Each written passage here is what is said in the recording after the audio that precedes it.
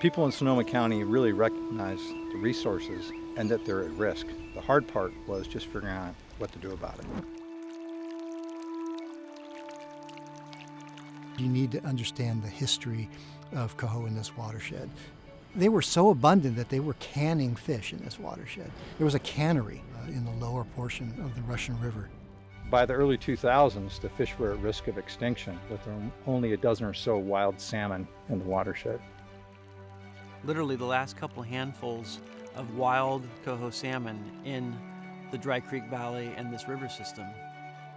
When the 2008 biological opinion came out, and both us and our partner Sonoma Water were tasked with this 6 miles of restoration along the 14 miles of creek. Probably our 2 biggest challenges, the first one being just how to get started, and then the second challenge would be real estate. This project was a mandate for us, a requirement, but really voluntary and optional for every private property owner in the creek. We had to go out to the community here of private property owners in the Dry Creek Valley and try to sell this project. We knew it would take time to build up trust with the private landowners, but we also didn't have a lot of time with the coho in rapid decline. We were looking for some folks to step up and take the lead, serve as a demonstration project, is what we actually called the first mile of habitat restoration, to show other owners in the valley how this work could be conducted. Dry Creek Vineyard was the first to step up, which we started more than 10 years ago. It has just flourished, and it's really been fantastic. Actually, the way that we were first contacted by Dry Creek Vineyard and started working with them was out of concern that the owner, Don Wallace, had for an area of erosion along the stream. He had seen the stream change over time, and he was concerned that this one area was kind of failing, and asked if there's some way that we could both improve the habitat conditions on the creek and address this problematic area on his property, and we jumped at that opportunity. I said, listen, if you want to do this project with good intentions and work together to develop a project that's good for everybody, I'm all in, and I will do anything I can with my neighbors. You know, I'll sleep on their porch if I have to get them involved in this thing. 10 property owners in that 1 mile of the creek banded together and allowed us to negotiate with them to build the first mile of work, and we're able to create really an incredible project that added all kinds of wood and vegetation and what's called bioengineering, a way of securing this eroding part of the stream and providing a tremendous amount of fish habitat. And the result is successful to this day. When I think of Dry Creek, I think of sitting in the back barns with the landowners that were going to be absolutely critical of the success of this project. I also think of being back in the Pentagon and working with our elected officials that are trying to help us secure the funding to make these projects happen. These are multi-million-dollar projects. Each mile is about $10 to $12 million of restoration. There'll always be naysayers, and there'll always be people that say, oh, they spent too much money, they did it for the wrong reasons. I really look at this project as a huge, like a blueprint, if you will, of how the government and the public and all these special interest groups can work together to come up with a better solution that serves everybody. We asked for an easement, a permanent easement from these property owners just over the areas of the creek where we're doing the restoration. So the areas where they have their wineries are not really our interest. We really care about the riparian area. I'm very pleased with the agreement. I mean, we've all went through a number of renditions of easement agreements and legal counsels going back and forth. It was lovely reading, I believe all 900 and some odd pages of it. Gallo has a lot of properties in Sonoma County.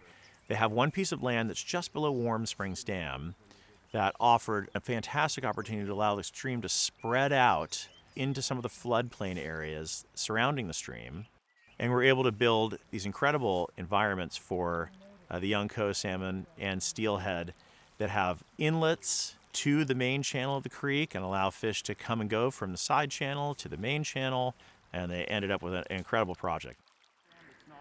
what I felt was an opportunity to bring ag and private landowners and both state and federal agencies together along with municipalities was an opportunity. Instead of legally fighting these battles, let's all get together, work together, and do something right.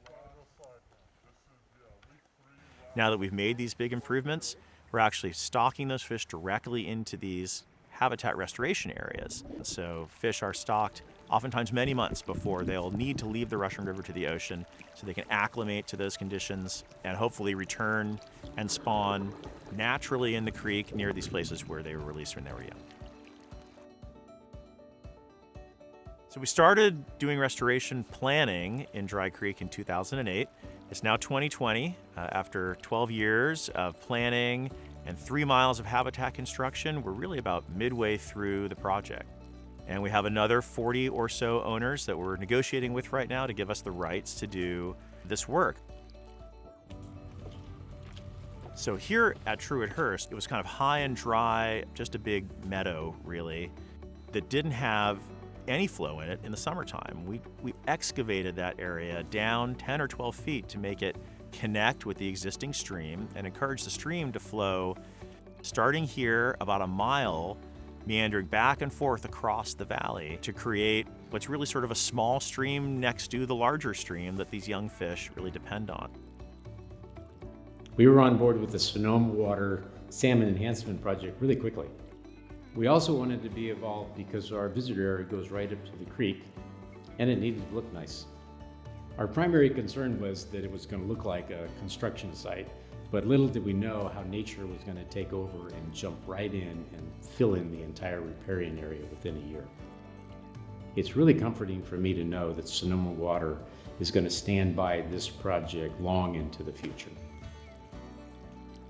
It's a big restoration effort that involved not just Truett-Hurst, but many of the property owners downstream from here. And it's become an incredible place for the public to come to the creek, enjoy wine at Truett-Hurst Winery, and observe some of these restoration projects.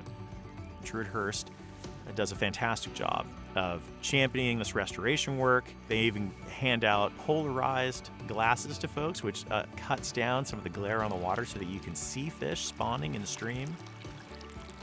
So as an organic and biodynamic farmer, I really appreciate the fact that we've got a creek in our backyard, knowing that it's constantly the conduit for bringing in life energy throughout the day and throughout the seasons for not only our farm, but also for Sonoma County. It's a beautiful area to be in, and it's rich with resources, and to be able to be part of protecting that resource, improving the habitat that those species live in, and improving the population numbers. That's really something to be proud of being engaged in.